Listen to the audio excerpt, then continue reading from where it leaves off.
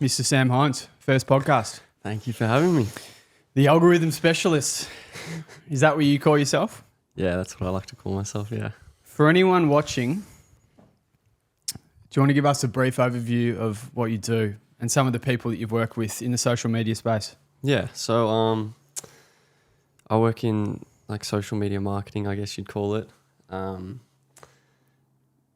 you want me to start from like how I got into it, or just I reckon we'll start with the people you work with, and then we can get to that. So I guess what I do now is social marketing for businesses. I built that skill over like 2 years. So I don't know if I go straight back to it or give you a synopsis of overview. Whatever you want. I guess it's easy to explain what I do. So basically, 2021 finished school. How old are you? I'm 21 now. Left school, took a gap year, travelled Europe. That was 2022. On the back end of Europe, I was like, shit, this is fun. Like, I want to do this more. Like, traveling's always been a big like driver and motivator for me.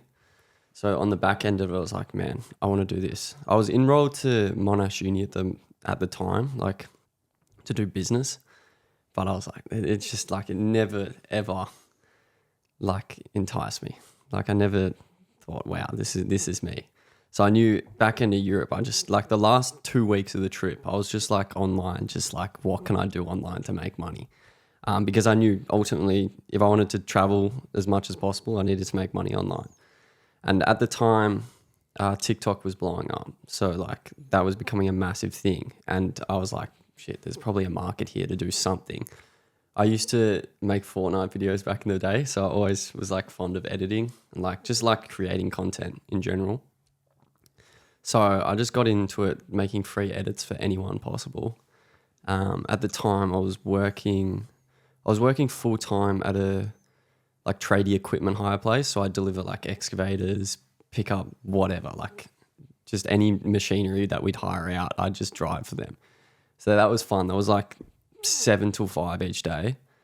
And then after work, I just pump edits free edits for as many people as I could. Why free?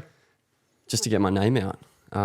Because like the competition's tough in editing. There's that many editors, but like the main thing is I just needed to get the reps out. Like I needed to get better at editing, and I'd prefer to do that with someone than have the opportunity to maybe work with them as well.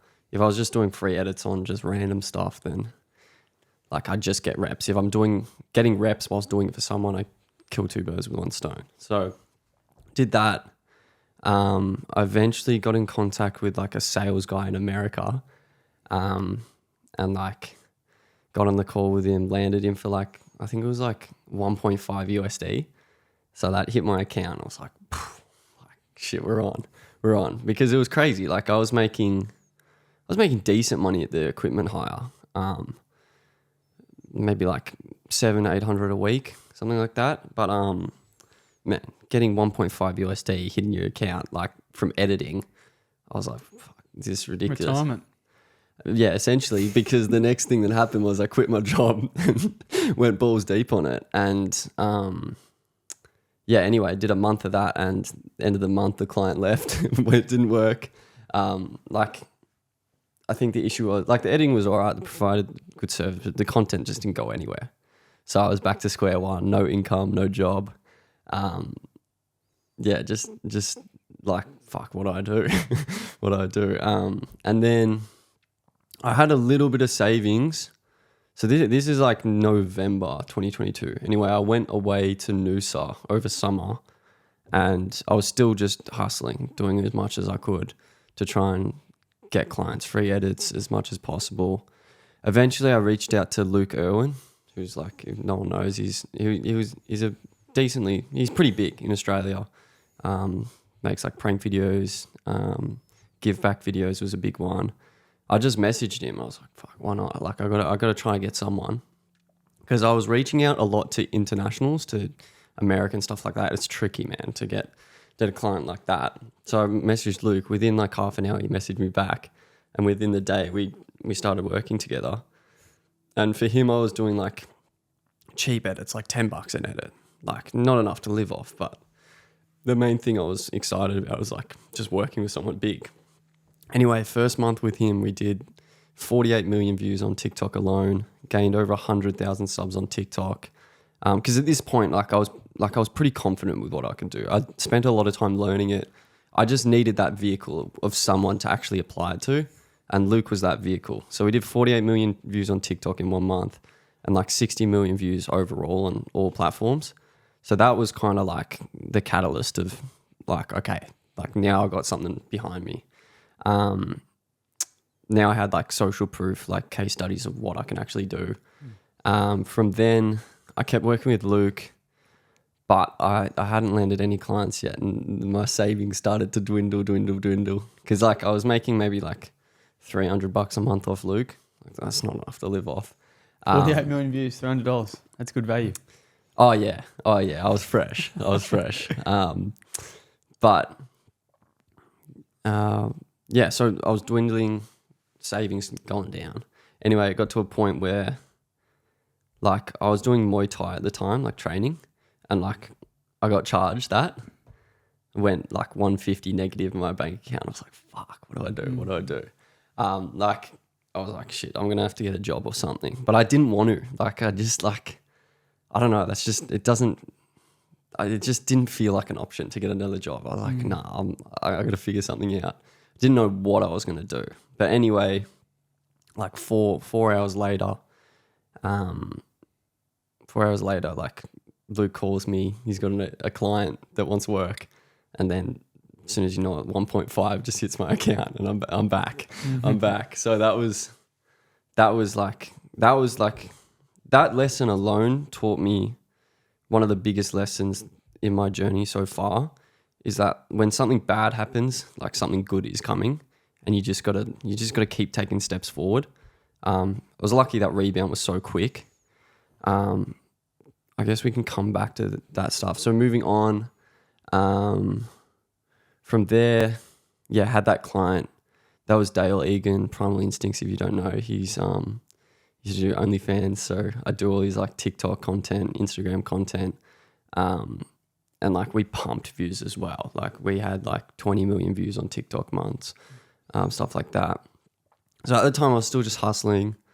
Then I think around this time I met up with my mates from school who were doing online business as well.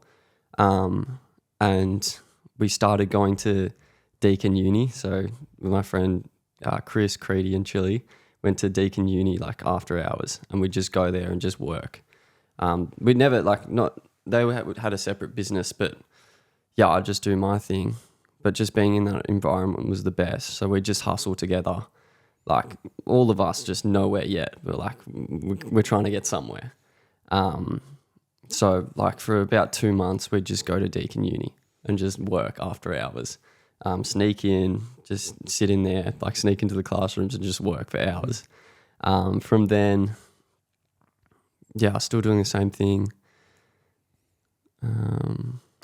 Is there something special about those two creators that you work with at the start? Was there something special about what they were doing or who they were as a person that made them actually, because you spoke about hustle there before. Are there a lot of creators out there you think don't have what it takes, or they're not willing to sacrifice what's required to actually grow? I think it depends.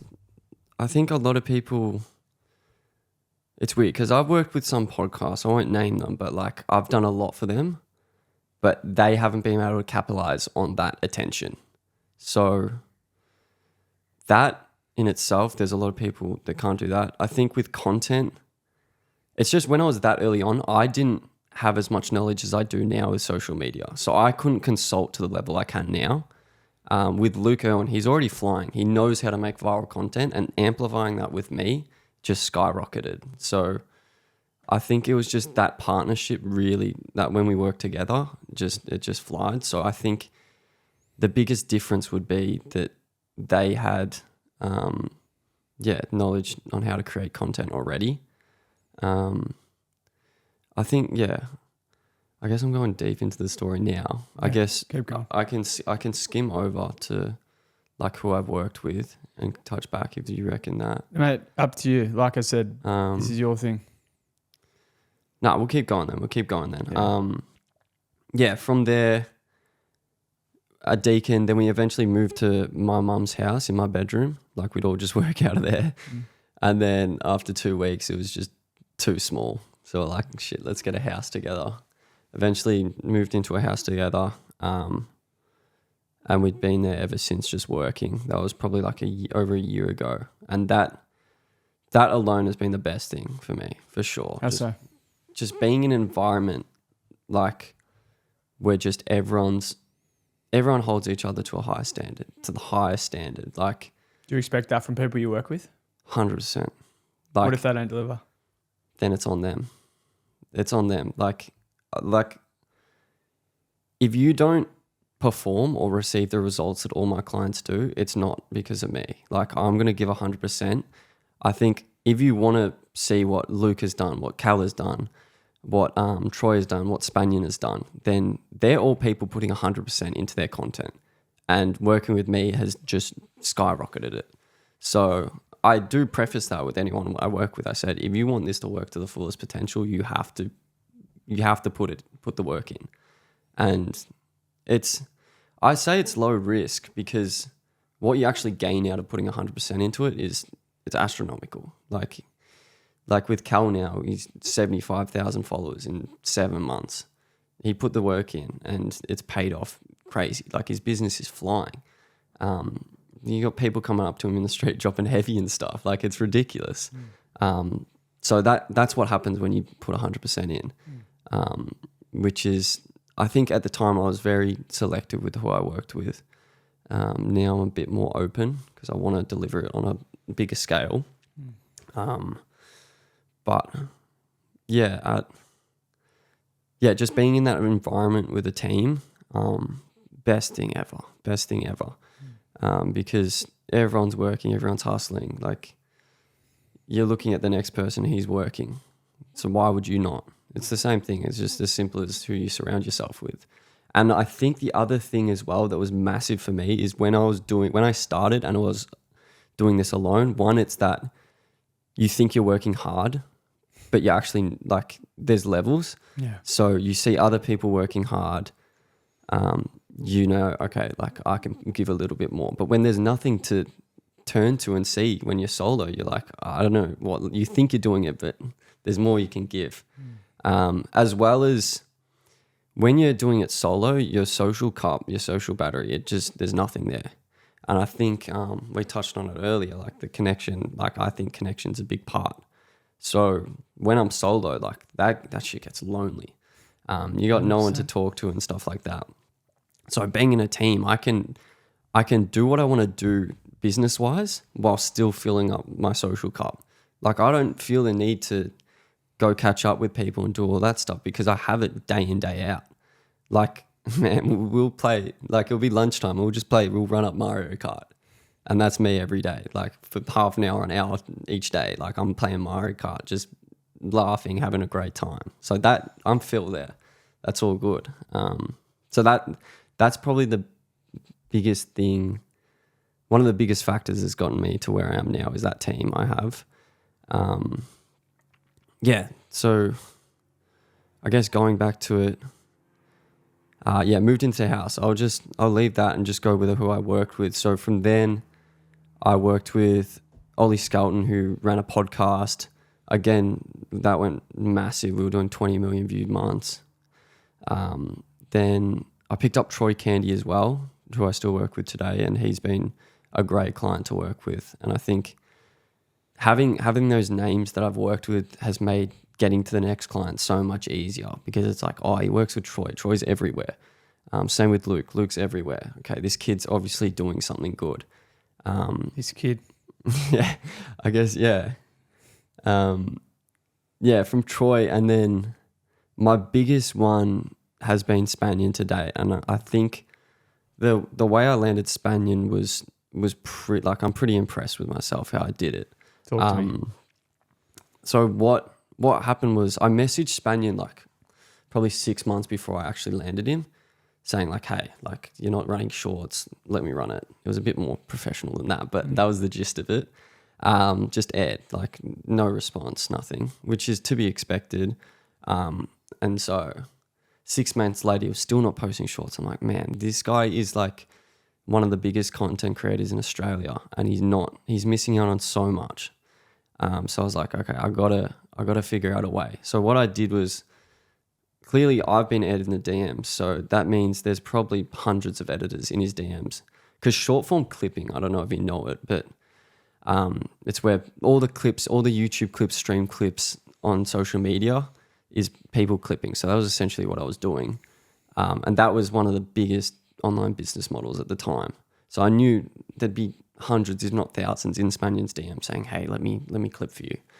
So I was like, okay, I got to beat these guys. And at the time, TikTok Creativity Fund was out.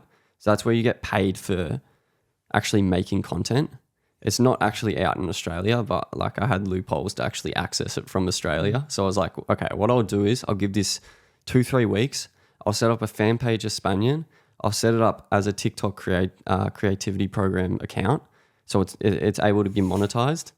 That way, okay, best case scenario, I clip Spaniard for 2-3 weeks, get a shit ton of views, get a good case study, and I make money off the account. And I land him as a client. Worst case scenario, I do it and I still make money. So I launched that.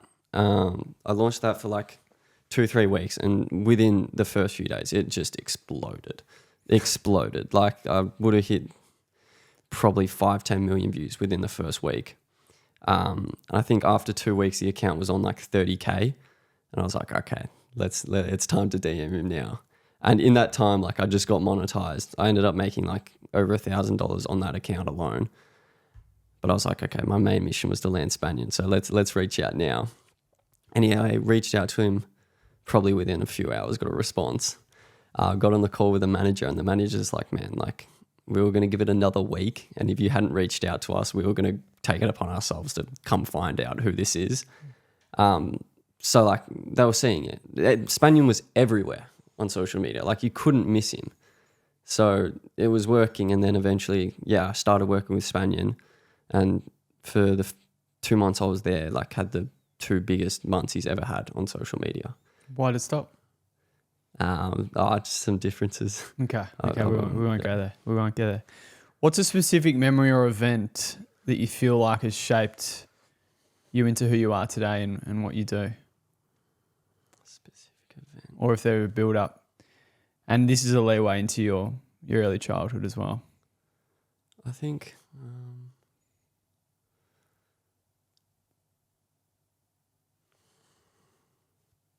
it's a good question. Do we continue on to Cal from there? Or if you want to go down that, if you want to go to Cal, that's fine.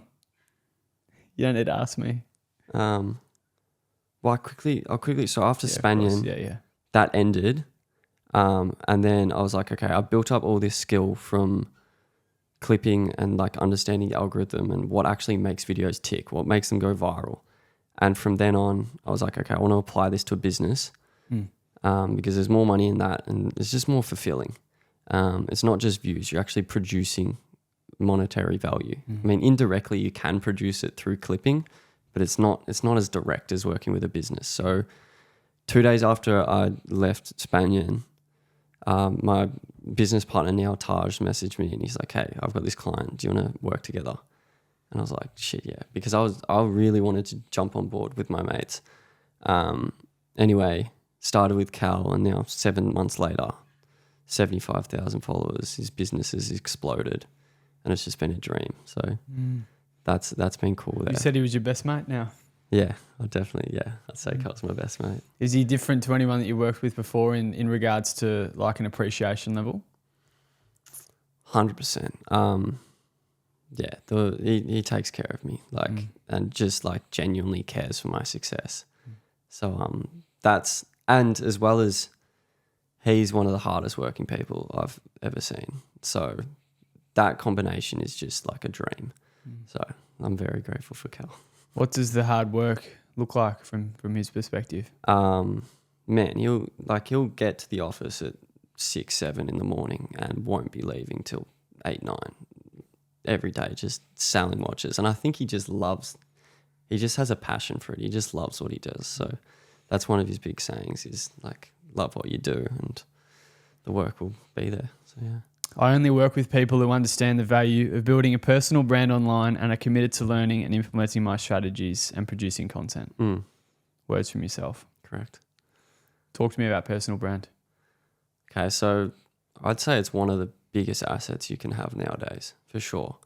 You look at all these people online. Andrew Tate, he's got one of the biggest personal brands in the world. He's making $25 million a month just off that alone.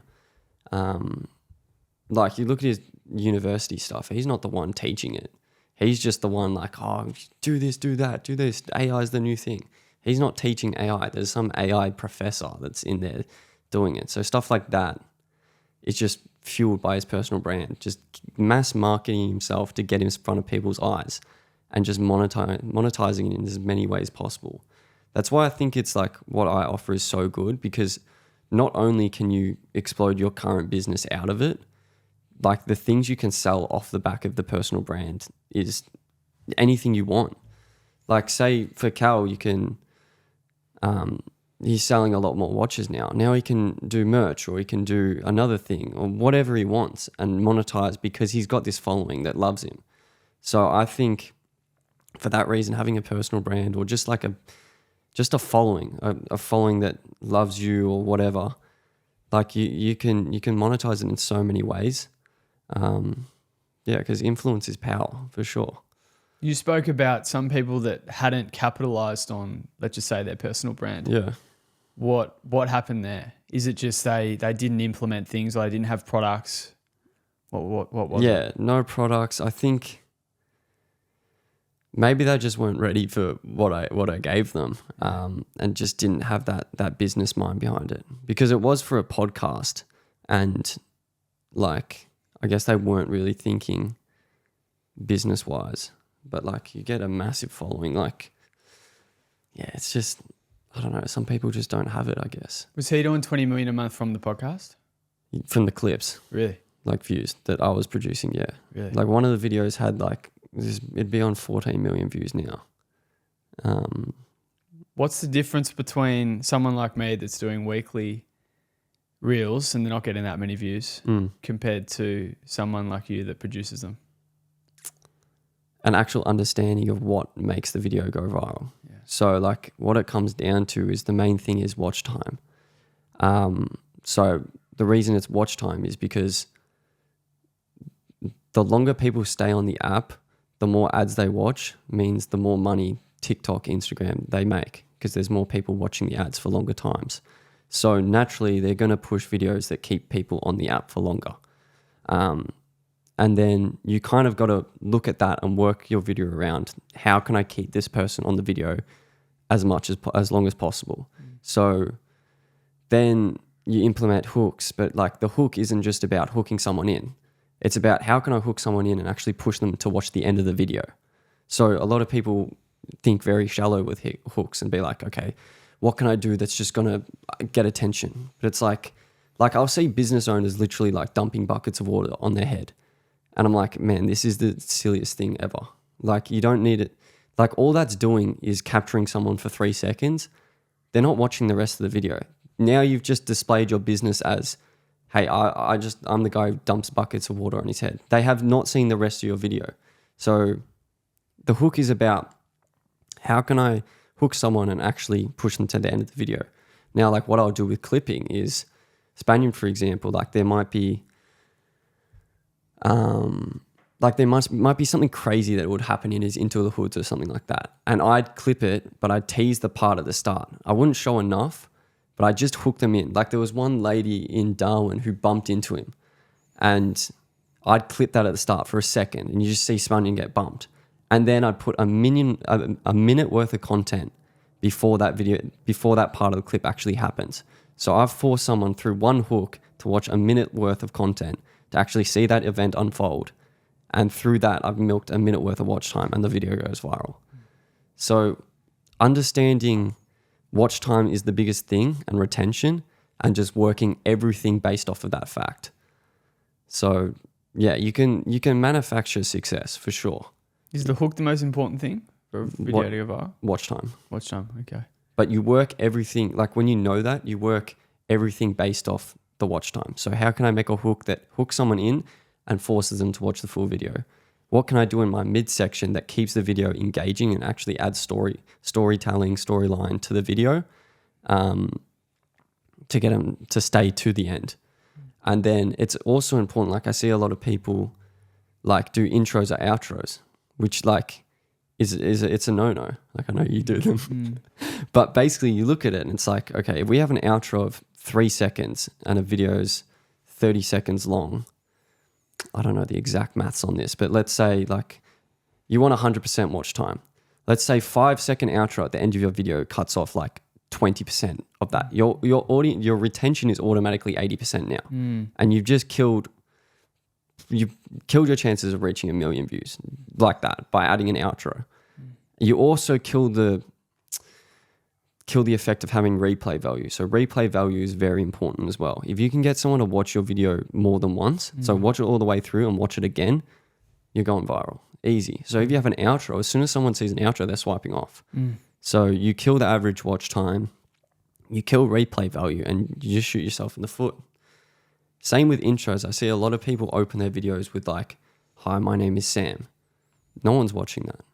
And the ironic thing is, by not saying your name, people end up knowing who you are at a larger scale. Because when you say your name at the start, that video is reaching max 200 views. If someone finds a video with more than 10,000 views that's not a celebrity, like, I don't know, I'll give you a medal or something. But you don't want to do it because it kills your video. Everyone's swiping off. It's boring. Like the truth is there's an infinite amount of videos available on social media. Like no one cares who you are. You have to force yourself onto people. Like my motto with whoever I worked was I want to get you to in front of as many eyes as possible. So subconsciously they know who you are. Like they literally can't not know you because you're popping up in their feed so regularly. So by not saying your name, people see your face more and more because the video is reaching more people.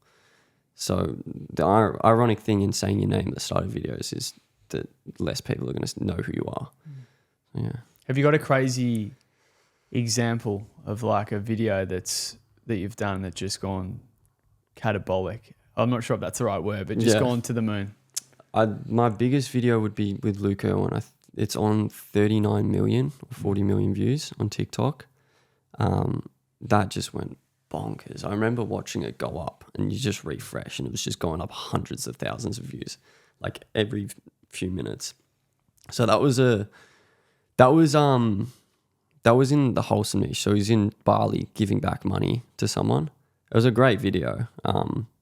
I think to get like that 39, 40 million views, there's certain niches you kind of have to be in, like the wholesome niche, something that appeals to a mass scale. So I don't expect to do that with every client I work with. The main thing I'm focused on with each client is how can I maximize what you can do in your niche. Like you don't expect like a real estate agent to hit 40 million views. Like that's just unrealistic. But the thing is you don't need 40 million views to land a client and make a shit ton of money. You only need like 10,000, 100,000, stuff like that. Are you trying to do what you're doing on a mass scale at the moment? Absolutely. With like more clients? Absolutely. So like the main issue I see in Australia right now is you got videographers and you got editors. The issue with videographers is they actually don't know they can make cool looking videos, but they don't actually have what it takes or understand what it takes to make a video go viral. So it's like real estates, for example, they'll film a cinematic walkthrough, movie grade quality of the house. And they'll probably spent $2,000-$3,000 on the video, does 500 views. So yeah, you've got a cool looking video, but it's not doing anything. And the thing is with editors, on the other hand, they can make the video as flashy as they want, but they're relying on the client to make good content for it to actually perform. Hence why when I was editing, I would only work with the best of the best because I knew I can't manufacture them to make good content.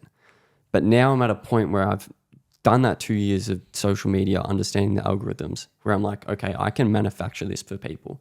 So now on a mass scale, I teach people how to actually make that viral content. And I don't believe, like, I'm yet to see anyone else in Australia that really, really knows. There'd be people out there, but the knowledge isn't widespread. It's not very known in Australia. In America, it's like 5 years ahead. But here, not many people know. And a lot of people will say, hey, like, you got to get on social media. You got to, like, if you're not on social media, you're missing out. But no one's actually filling the gap of, okay, what does getting on social media look like? What do we actually do?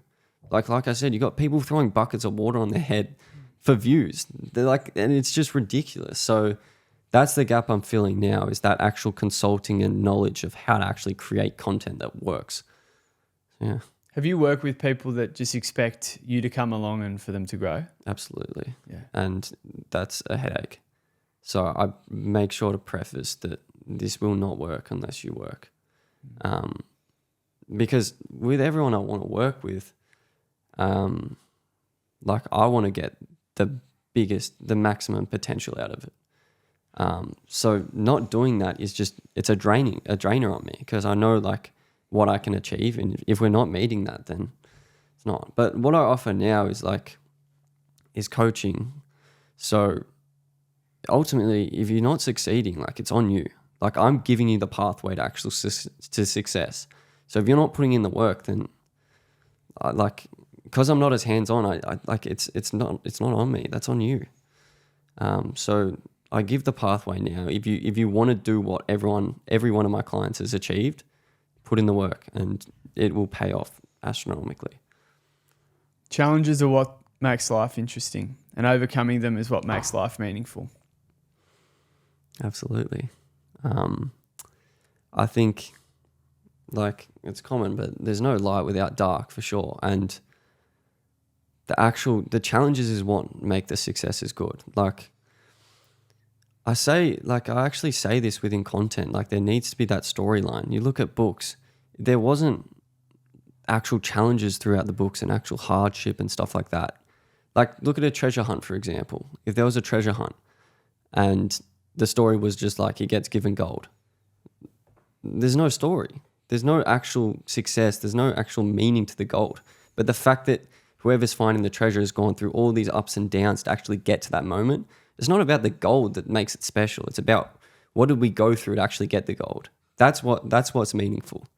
That's what I think. So I relate to that, to my journey. I look back on that day where I went negative $150 in my account, and I smile, because I'm like, that made me stronger. That made me appreciate the journey. That made me go, like, when it's a bad time, this is good. This is good, because I know something good is coming from this. And I know it's going to teach me a lesson. I know I'm going to be stronger off for it. Sure, it's not the best thing in the moment, but if it was all good, then if everything was good, like, it's not actually good. Like, I hope that makes sense, 100%. because, like, if it wasn't hard to get, what's the point? What's the point? So, like, as much as hardship is tough, like, I embrace it, because it makes you a better person. It makes it more meaningful. What's your relationship with, I guess, self-belief? Because it sounds like you got a lot of self-belief. You have to. You have to have it. Like, to get anywhere in life, you have to, it comes from yourself first. You have to actually believe in yourself that you can get there. And I think with a lot of things, and you look at a lot of crazy people that have done amazing things, they've had crazy dreams, big ideas, that you have to have, like, a silly amount of self-belief to actually achieve it, where, to the point where you tell anyone that idea and they're like, you're crazy. But it's like, again, that's what makes it good. So I think you have to have, like, just an undoubtedly self-belief, like, that's almost crazy, because that's how you're going to achieve crazy things. If you want to achieve the impossible, or whatever it is, or something of, like, high value, you have to believe in yourself, and to the point where you might think, well, I don't know if I can pull this off, but just give it a crack, I guess. For anyone that's putting or classifies themselves as going all into something, but they're not seeing the results that they want. Mm. Is there a non-negotiable that you think they should be doing, or would you see it more as a combination of things? I think it's a combination of things. I think if you've got a goal without strategy, that's why you're not getting anywhere. Yeah. I think it's important. Have a goal, have a crazy goal, but actually have a strategy or breakdown plan of what do I actually need to do to achieve this? Because without that, you're going to struggle. And then on top of that, you break it down even further. Okay, what inputs do I have to do every single day to actually, over time, reach that goal? Because it's also about being present. What can I do right now? What can I do today? Not what did I do yesterday, or what am I doing tomorrow? What can I do today to take those steps forward? And then I think from there, it's just about trusting the process and trusting in yourself that you're actually making the steps forward towards that goal. If you're just like, there's a lot of people who just manifest and just be like, oh yeah, I'm going to like have $100 million in my bank account and just manifest that with no action. It's like, that's just stupid. So have a goal, have an actual plan of how you're going to achieve that goal, then control your inputs. What do you do day to day? And then I think on that would just be having feedback loops to actually track your progress. Okay, this week I did this, and as a result, these inputs got me here. So actually, that way you're tracking what you're doing. So you can understand, am I actually getting close to this goal, or do I need to change my inputs up to actually get towards it? Do you think it's taken you a long time to actually share the knowledge? Yeah, I think what I value a lot is authenticity. So I've been wanting to teach and consult and like actually share this knowledge for quite some time now, but I never felt truly at a point where I was like, okay, like I'm confident that I can do this with anyone. Why's that? I think with the clipping stuff, I wasn't directly manufacturing it at that point. So I didn't feel comfortable going and saying, hey, like I can actually do this. I honestly think if I did that, I still would have been able to, but I hadn't done it yet. So I was like, I don't want to sell that yet because it doesn't feel authentic. I'm truly convinced that I can do it until I have. I guess that kind of contradicts that self-belief thing, but I think in terms of this, I wanted to have that social proof first. So when Cal came along and I did it for him, then I was like, okay, I know what I'm doing. Like, even though I had that self-belief that I could, I still wanted that case study that I've actually done it to feel comfortable to sell that to other people. Because there's a lot of people online now that will sell courses and all this fake guru stuff when they've done none of the work to actually get there. And I'd hate to be grouped in with those people because they're essentially just scamming. So yeah, I just wanted to have that case study. What's another step that you can take to build, I guess, a personal brand as well? I think first and foremost, personal brand's everything. It's not just social media. It's how do you present yourself in day to day. That's all part of marketing as well. It's not just like, okay, what content am I making? It's like, okay, how are you showing yourself to clients? How are you showing up to work? How are you conducting yourself in meetings? Are you serious? So all in that is what actually filters through and gets shown on camera as well. So I think the first step is actually looking at yourself and saying, who am I? How do I carry myself in life? Because yeah, like I said, eventually that's what's going to be shown on camera. So what do you want to portray on social media? And then from there, just work with me and I'll sort it. Were there times where, in the early days where you're like, fuck, what am I doing? Like were they? Yeah, absolutely. Yeah. Absolutely. And I think that's all a part of it. Still to this day. Yeah. But what I've always gone back on is that trust and belief in myself to figure something out. Like back when I was making $300 off Luke a month, I had no idea what I was going to do. But I was just like, okay, all I did was just believe in myself. I'm like, okay, I've always just known inside that I was like, I'll just make something happen. I don't know what it is, but like I just back myself. I think that's so important. I think just growing up, I've always had that, that just self-belief in myself to make it happen. Like starting out, I had no idea. I was just clipping for free for random people, and I'm like trusting that this is going to go somewhere. I was just trusting, okay, I'm going to make something happen out of this. And then you combine that trust and belief with just taking positive steps forward each day. And I think something good is bound to come from that. Yeah. I have a bit of self-doubt, to be honest. Yeah.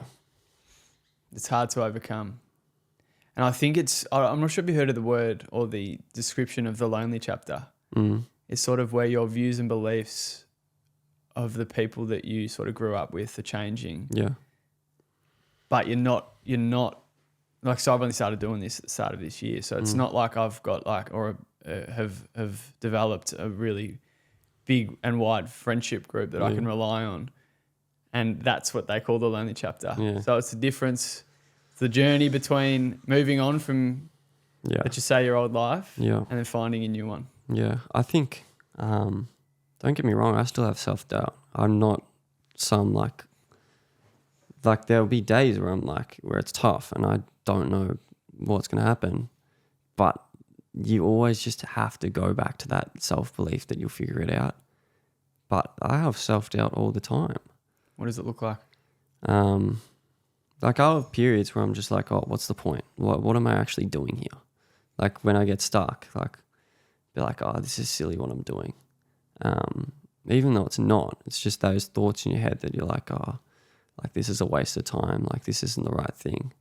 And from that, you just have to step back. Well, I personally just step back and take a break and be like, okay, let's actually assess the situation. Writing helps a lot. Like I'll write down what I'm actually feeling and then look at it and be like, okay, that's now out of my head. Let's look at this paper and what am I actually thinking? Okay, like I'm just overwhelmed. Like let's actually make a game plan here. I think self-doubt comes from when you're just like, well, the whole part of what we're doing, there's no pathway ahead. I think it's common to feel self-doubt because no one's necessarily walked this path. You're not working as an employee given set instructions day to day, so you know exactly what you're doing. There's times on this where you're like, I don't know what the next 2 weeks looks like. So of course you're experiencing self-doubt because you have no idea what it looks like. So yeah, I think that's what self-doubt looks like to me. I think I overwhelm myself sometimes with a lot of stuff and that clouds how I think and my judgment. So I like to write it down and actually like strategize from there. Yeah. Would you see yourself as like a deep thinker? Absolutely, yeah. I think the mind's one of the most powerful things. Where do you think that's come from? I think early in my life, like I observed a lot. I didn't speak as much.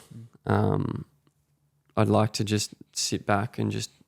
I wasn't as extroverted. I'd say I wouldn't be the one to create conversation or be that funny guy or that really out there person. I'd just sit back and kind of give my input, but also just assess and just observe. And yeah, I was always like in my head a lot, I guess. Yeah. How does that change? In terms of like developing the confidence. I think just repetition. Yeah.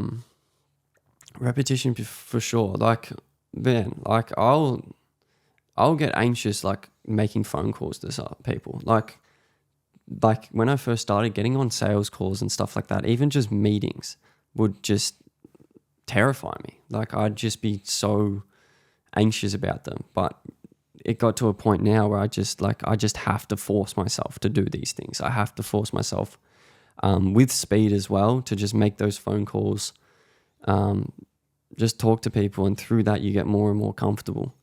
And like now, like I'll be able to just jump on the phone and do stuff like that. Sure, I'll get a bit of anxiety as well, but I know I've got like no choice. Like what's the other alternative? I delay this call 3 days and have anxiety for 3 days. Like you you just got to do it, I guess. You spoke about big dreams before. Yeah. Have you got big dreams? Yeah. I don't know. It's hard to put an exact pinpoint of what it actually looks like, but one of them is I want to be like have the number one digital marketing agency in Australia for sure. Like I want to be number one. I feel like it's such a new industry, and not that the old way of marketing is dying. It sort of is. I still think a lot of great things are present in that, but it's changing. It's changing, and I think this industry is so fresh that it hasn't been. No one's taken. Like if I asked you who's the number one digital marketing agency, Didn't you even wouldn't know know. any of it existed. Exactly. So I said that to a friend the other day, or my business partner Taj. I'm like, name it. There's not one. So I think that I want 100%. I want to be number one for it because I think it's there to take.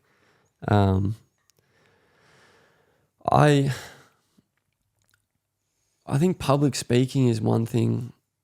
Like it's strange because I always saw myself as more of an introverted person, but I just loved having an impact on people. So I just see myself in my mind public speaking in some regard, whether that be marketing, whether it just be like mindset or whatever. I think that would be like something. So that'd be a legacy I leave. I think the way I'm operating now, this coaching and consulting route is kind of leading towards that public speaking at a mass scale. But like I said, I can't really pinpoint it. But that number one digital marketing would be one for sure. Impact's a strong word, yeah. Mm-hmm. I feel like that's what drives me as well. Yeah. Like how many people can I impact? Yeah. In a good way. And we talked about that Yeah. authentic piece. Yeah. It's a big thing for me as well. I think I'm not fussed with how many people I impact on a big enough scale. I think it starts from the core of like, okay, how can I impact the people around me in a positive way? I think that's where it all stems from. And it's like when you feel that way about yourself, why not take that to a mass scale? I think it would naturally progress to that if you're doing the right things and taking steps forward. Like I said, I don't have it exact. Like I'm not like motivated. I want to be on a stage and just talk to 1,000 people and stuff like that. I think it would naturally progress to that anyway. I'm more like motivated by like how can I just impact positively the people around me. So yeah, that's a big thing for me. If someone's got 0 followers today, they've got a vision on how to grow, what would they do? Well, first things first, what are you actually going to do? What content are you going to put out? What niche do you want to attack? That's a big thing because that's your content vehicle is actually what's going to take you there. So yeah, you want to pick what do you actually do? There's 3 different ways of content I look at. There's more, but the 3 main ones I look at is you either do entertainment, educational, or like controversial. So entertainment, like funny podcasts, you make skits or whatever. You just make people laugh or entertained. Educational, that's more down the business route. So providing value to people to actually learn and stuff like that. And controversial, which is a bit right wing, it's like you're kind of just trying to piss people off because that's what gets big views, which is, it does work in some regards. But yeah, those are 3 ones. You can base your content based off of that. And then the biggest thing would be learning what actually makes a video tick. I think a lot of people say you need to post consistently, which is true, but all they say is just post consistently. What's good in that? You might post 360 videos and they go, I posted 360 videos and I still can't hit a video. Well, it's like, what have you actually done to look at how the video is performed? Have you looked at the metrics and seen what's gone wrong. If you post 360 videos and each one you're trying to improve it by 1% better, you're going to go so much further than someone who just posts consistently. Like, you need that feedback loop, and you need to actually work out, okay, what makes a video go viral? Because with that, you learn, you develop a skill of manufacturing virality. So I think feedback loop is crucial. Post consistent. Find your niche. What do you actually want to post about? Start making content and post it consistently. I think also posting consistently is important to get the reps of actually being in front of camera and actually getting your mojo, I guess. But then have that feedback loops, like each video, try and improve it, because over time you're just going to get better and better and better and better. So yeah. Talk to me about the early childhood. Early childhood, grew up in a family of 5, so 2 brothers, Yes, older, big family, man. older and younger, and then mum and dad. Oh, sorry. I thought you said 5 siblings. No, Yeah, family sorry. of 5, 2 Yeah, brothers, 2 mum and dad. Yep. So I've got an older and a younger brother. I'm the middle child. Grew up, had a good upbringing. Like, my parents did a great job. At around, like, when was it? Year 8, year 9, my parents divorced, so split up. That was a tricky time, of course. And during that period, I was going to a really good school, but we had some financial troubles, so I had to actually leave that. And so I was at Xavier. I left there and went to Albert Park College for a semester. From there, like, I think, growing up until that point, like, I was really sporty, like a pretty popular kid, I'd say. Pretty popular in the fact that, like, I just, like, I don't know, like, I was just positive on people, like good chat and stuff like that. Like I said, I wouldn't say I'm some extroverted, like, the guy, but, like, I was a good kid. Very sporty, very good at sport. That was like a big thing for me, was my sport. And then I think when that divorce happened and actually switching schools, like, that threw me out of whack completely. Like, I went from this, like, confident, sporty kid to just complete isolation. Like, I think the catalyst was the divorce, and then actually, like, just switching up so quickly. I was already in such a, like, poor state mentally that,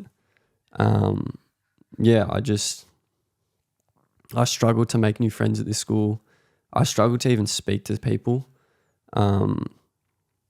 So that was really tricky. Going from, like, confident friends, all that, to essentially rock bottom. Like, I couldn't make friends. Like, I couldn't speak to people for the life of me. It was so strange. So from there, I did a semester at Albert Park, and then, like, it got to a point where I just wasn't even going to school. Like, I was just staying home because, like, the fear of actually talking to people was just so strong. So I just isolated myself. And then from there, I switched schools again and went to DLAR and spent a year and a half there, and, like, the same kind of issues were there. Like, I just isolated myself. I just couldn't get out of the house. I was just so scared, I guess, and just, like, anxious of the world. And then, like, just, like, had a lot of depression as well. And from there, that was just, like, a 2-year period where I just really didn't leave the house. I was just isolated.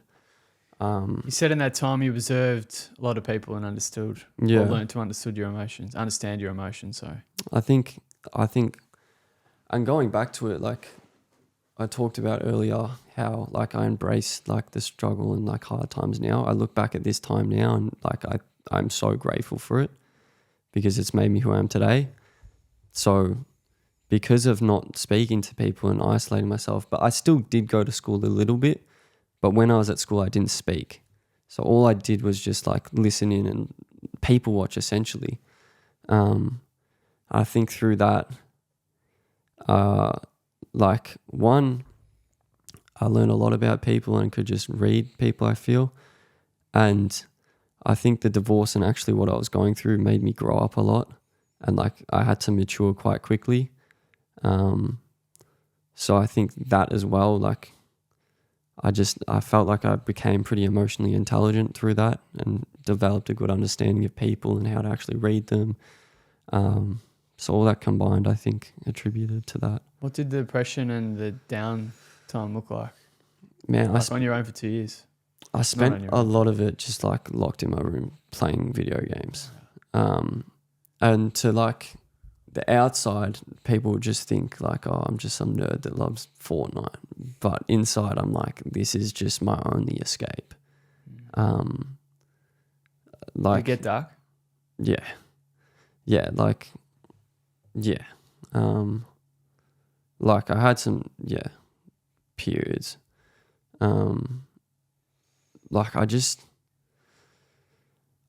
didn't have any, like I just didn't know how I could get out of it. With school, like there was no, like it was either home or school. It's not like now where I can just go everywhere. There was only like, school's my only option. It's like, I can't even get there. So I just felt so stuck, and just defeated. And yeah, I didn't know how I was going to get out of it. Yeah. What did get you out of it? Eventually, I'm so grateful for this as well. Like my dad, despite like the financial troubles, like managed to get me back to Xavier, back to my friends. And yeah, like I can't thank him enough for that, because like, I don't know, if I went another 2 years like that, I don't know where I'd be today. So like, I'm so grateful for that. But essentially that got me back to school. I still struggled really badly with the anxiety and depression, but like actually being able to connect with people again and like just slowly get those reps back in and slowly take step forward to getting better. Like I was able to just over time, get there. Were you diagnosed? Yeah. Do you think you knew it? So before it all happened, did you think, be like, I'm not right? I had one moment. I always thought that, like naturally I knew like this is not, because I went from such a good point in my life to just thrown in the deep end so quickly. I knew like this is not what life is meant to be. And then, well, I still remember this, like I was at the doctor's and like I actually got diagnosed with depression, and actually hearing that was from someone like fucking crushed me, because like all I could think was like, fuck, like I used to be this kid and now I'm sitting in this room being told I'm depressed. And I'm like, fuck, like how? Like I already knew that I was depressed, but actually hearing it and being like solidified with it, like on a medical certificate or whatever it was, just hit so much harder. Do you think that made you go further into the feelings of anxiety and depression? I'm not sure how I'm not sure you could consider it a feeling, but did it make you want to change, or were you in that same state of mind for a long time after that? It's an interesting one. I think when I was in that mind state, yeah, it did. It's hard to think back and think exactly what I thought, but I feel like it was feelings of just like, okay, this is me now.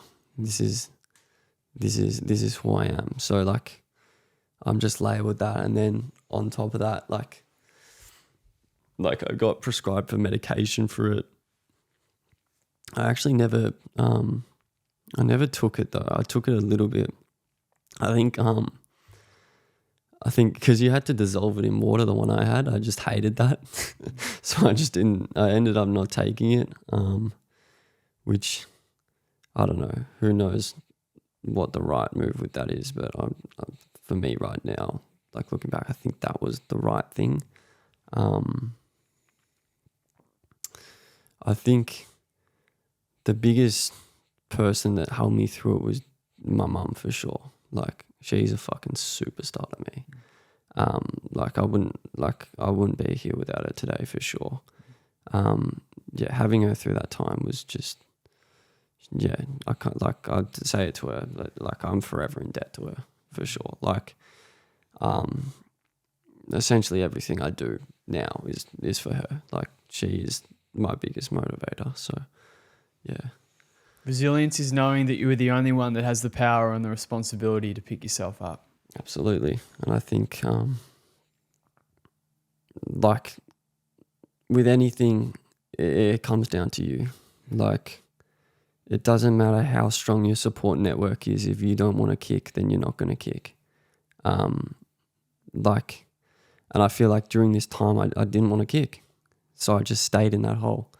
And once I was actually given that outlet, I was blessed with that outlet. I'll clarify that. Like, it just came to me. And like, when I got that opportunity, I just kept chipping away at it, and I kicked, and eventually like was able to get out of it and feel like essentially happy again. Because depression's a weird feeling, man. Like, you lose, it's like you lose all sense of just happiness and what it means. There's no, I don't expect to be happy all the time, but not having any source of that is just, it's horrifying. So once I was able to like taste that again and be like, oh shit, like this is what life is meant to be. This is happiness. This is like good feelings. Like I just ran with that. So yeah, going back to what you said, like at the end of the day, you have to take responsibility for yourself, or else no one's going to carry you there. You have to do it yourself. So yeah. How does it feel to be living the life that you're living now? And talk about, I mean, you're living with Cal as well, aren't you? No, I'm not living with Cal. Oh, I thought you were. No. I live with, we have a house together with me and 5 others. It's essentially just an office now. It started off, we lived together, and that was a very fun period. So you all do content? They do a separate business, so I won't go into that. But it's me and Taj, my business partner, that operate the business marketing.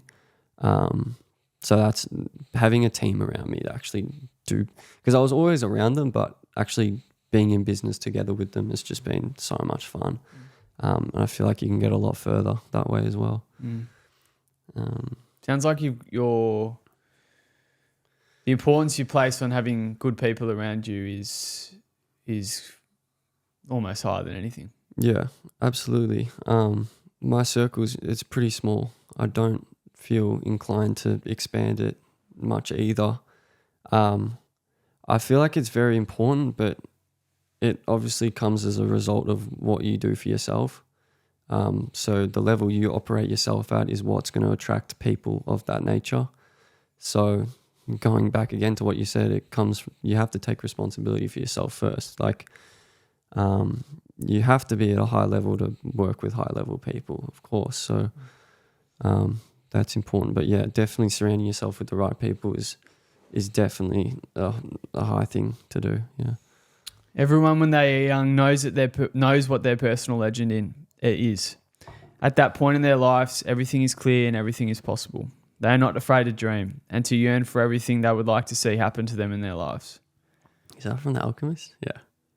Fuck. I think The Alchemist, that changed my life. That book, if you haven't read it, is incredible.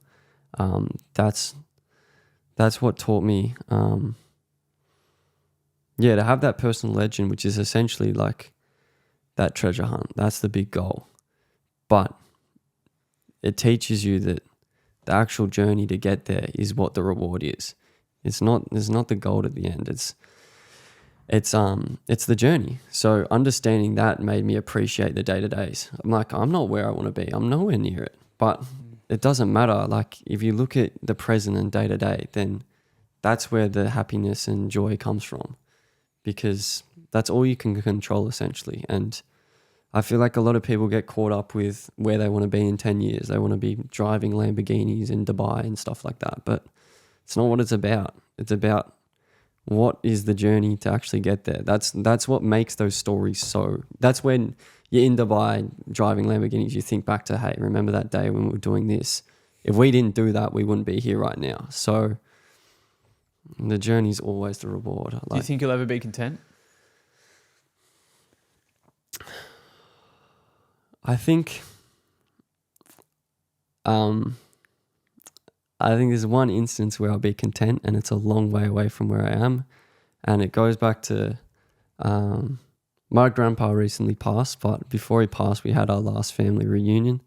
And like, I just watched him sit back, and there was 20 different people that have all come through him and my grandmother as well. And just seeing that built for him, I think when I'm at that point in my life, I'll be content. Like, I think that's beautiful. Like, from then on, that family is what's most important. And I don't think there'd be a better feeling than that, to be honest. Man. Yeah. That's bloody awesome. Yeah. I've never heard anyone say that. Yeah. Because I struggle. I've never had that. Mm. And I'm one of those people, and I'm not sure, you sounds like you're somewhat the same, that you hit something and you achieve it, and then you're like, well, what's the next thing? Mm. So if you hit 40 million, you're like, fuck. Does that, you know what I mean? It's not the money that motivates me. Not 40 million, I mean 40 million views. Oh, That's your right. best reel, yeah. I definitely I still think it's very important to celebrate those wins, 100%, because like, if you're only celebrating up here, and when you get there, it's like, okay, what's next? What's next? What's next? It's like, you're not celebrating anything. You're not taking joy out of the journey whatsoever.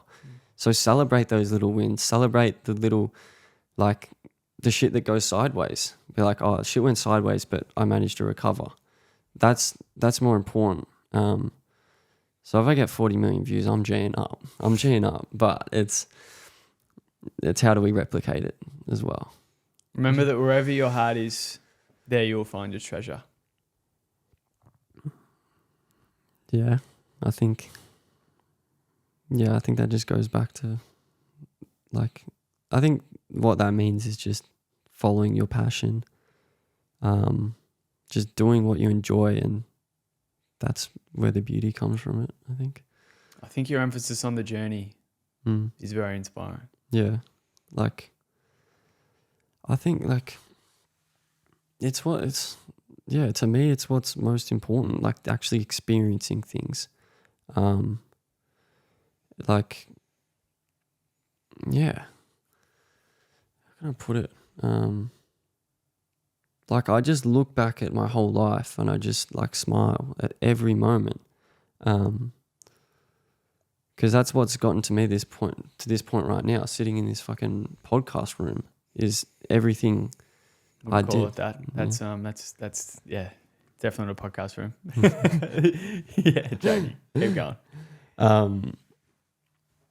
Yeah, I don't know. Like, after reading The Alchemist, yeah, that taught me a lot about that, and just like actual, because I always felt that way, but actually reading it and putting it into words just reiterated it and like made it able to be articulated. I heard a quote. It was about, and I haven't written it down, but it was about being at that age, let's just say, or yourself 20 years in advance. Yeah. And it's like looking back at some of the things you went through when you were younger. Yeah. And it's like you would give everything at that stage in your life. Yeah. To be back at that exact point. Yeah, 100%. And I think knowing that by people, it's like, why would I not listen to that and understand that I'm in the best part of my life right now?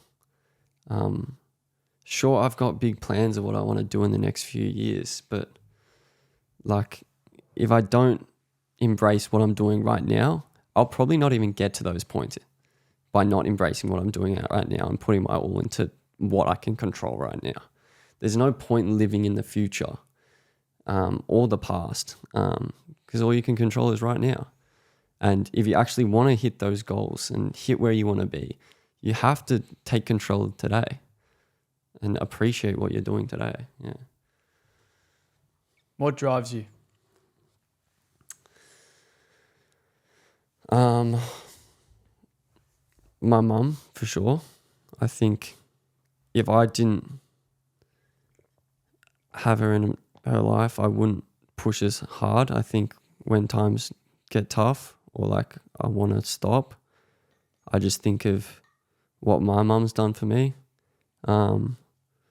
Like during that phase, like we didn't have much money, but there was always dinner on the table every single night. Like she would not miss it regardless. Like now, like my biggest drive is retiring her in the next year. I want to retire in the next year. She works 2 jobs at the moment. Still, she's about to turn 60. So that's time is of the essence for me in that regard. So I think like she's working 2 jobs to put food on the table, keep a roof over our heads. I'm not living there anymore, but like what she does is insane. And I think the least I can do is give her like a life she deserves. She like honestly, I think even though I did retire her, she'd probably still work just for purpose. And does she know that's your goal? I don't know. I've always told her I'll take care of her. I haven't told her that I plan to retire her in a year's time, but Not yet. like, yeah, she might watch this podcast, but I think like I just remember like every time I drive in the car with her, I'll point out apartments or like, oh, you want that one, or like honestly, what do you want? And whatever she tells me, I just know I'll achieve it, because like I think going back to that self-belief, and especially with her in mind, like there's just no doubt that I will. Like I won't achieve that. Like it will happen. It just has to. I had a chat with Cal before, and he said even though he's around a lot of people with money, he doesn't act as if that's the case, and he doesn't seem to be driven by materialistic things. No way. I value experience much more. 100%. I'm around watches all the time. I said I will not buy myself a Rolex until mum is retired. Like, no way. I couldn't stand myself if I was to be flashing a fucking watch and my mum's working 2 jobs like that. That to me is pathetic. I think like with money, like my ultimate goal is to experience. I want to travel.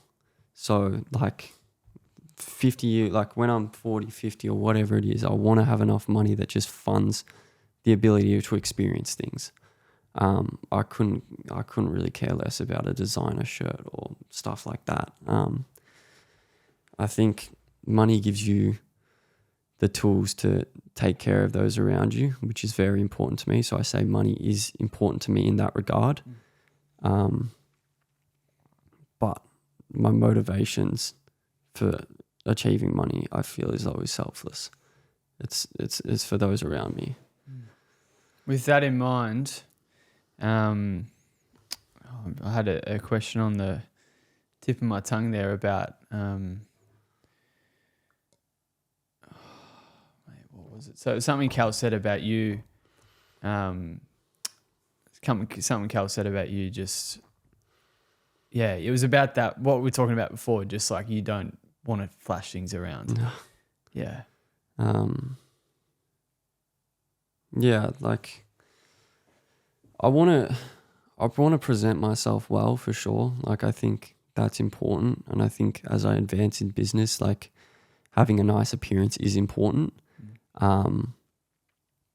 Like I mean, right now I wear Uniqlo stuff. Like I still want to look clean. But my reasons for making money isn't to be dripped out. like I couldn't really care less about that. I think it still will come, just because I want to enjoy it, but it's not my main motivations. No. Can you put a thought or feeling to what it'd be like to when you retire the mum? Oh fuck! The greatest day of my life, 100%.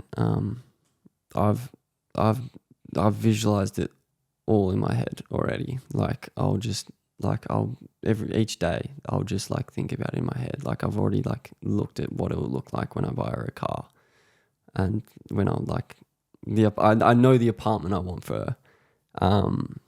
I think, man, I'll cry for sure. Yeah, it would be the best day ever, for sure. You're an emotional person, do you think? Yeah, I'd say so. I think I'm working on trying to, in a business sense, control that emotion, to think more logically. But yeah, I think down to it, I'm a pretty emotional person. I think I have a lot of care for others. So I wouldn't.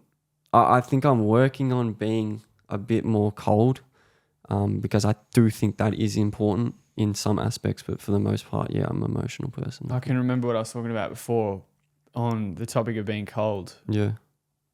Cal talks about when he does things to show that you are appreciated, that you're like not emotional, but you're like you just can't believe it. Yeah. I think he was talking about buying some Jordans or something. And You just couldn't believe. I think, oh man, he's too. Yeah, he's good to me.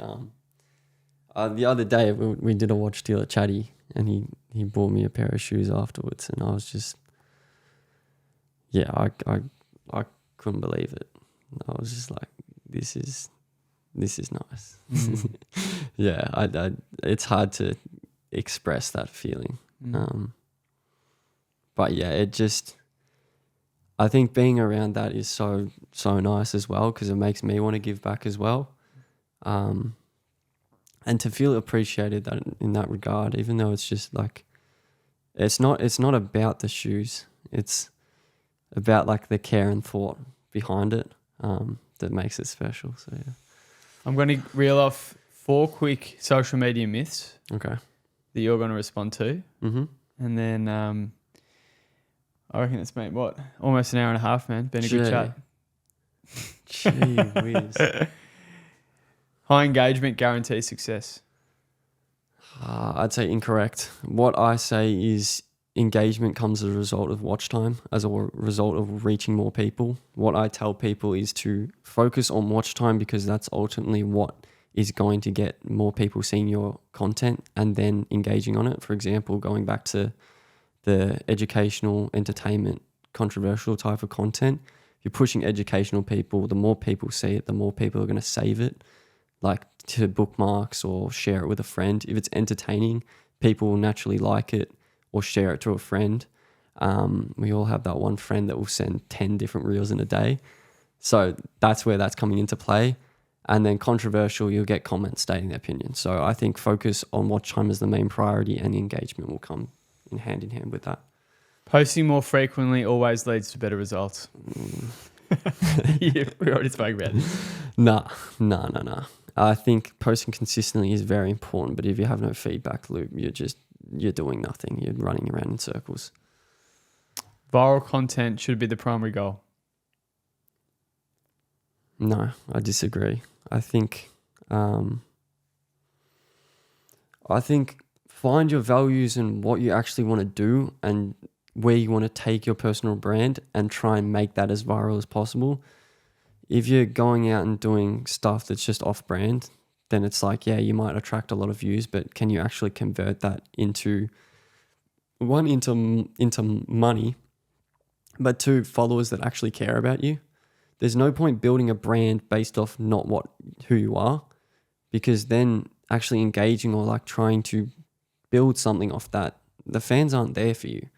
So yeah, I don't think it's worth just going viral. Social media success is all about the number of followers.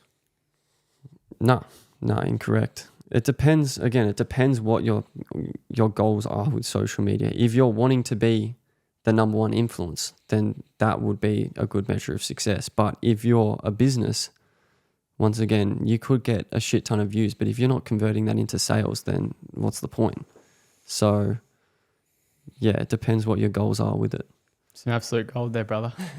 We're talking together about working together as well, man. So I'm excited. What you talk about scaling the business and everything. Do you want to dive a bit more into what's coming up and what's planned, and then we'll yeah, we'll call it quits. For me, Yeah. yeah. So essentially, I want to just provide my knowledge and expertise on a larger scale. I want Australia to be better as a whole in terms of creating content for businesses, as well as just like personal brands. And I want to fill that gap of actually providing that expertise and being able to produce that content. So right now I'm working on taking more people into coaching and consulting and actually editing the videos. A lot of it is still filmed by them, but actual how to film it, how to create content, how to come up with the ideas is coming from me. So filling that gap of how to actually make content that works.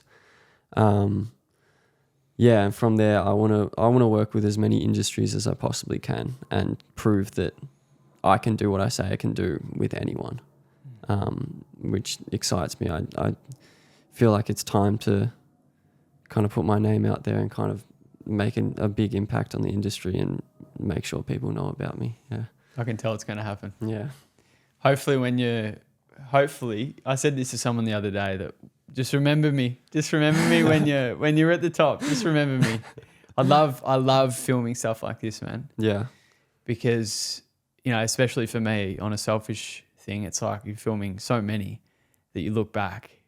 But in a similar situation with you, it's like, let's do one in 24 months, 12 months. I'd love to do one in 12 months, especially after the goal I have. Let's book it in. Time. Let's do it. Let's book it in. How do people find you, man? Hynes on Instagram, HYNZ.Y. Everything's run through Instagram. Like I said before, you've got to have, what did you say before? You said something about you can only work with people who understand the value of building a personal brand. So if you don't have that, don't bother reaching out, hey? Don't bother. You're good, man. Thank you for your time. Thank you so much. Appreciate you, brother.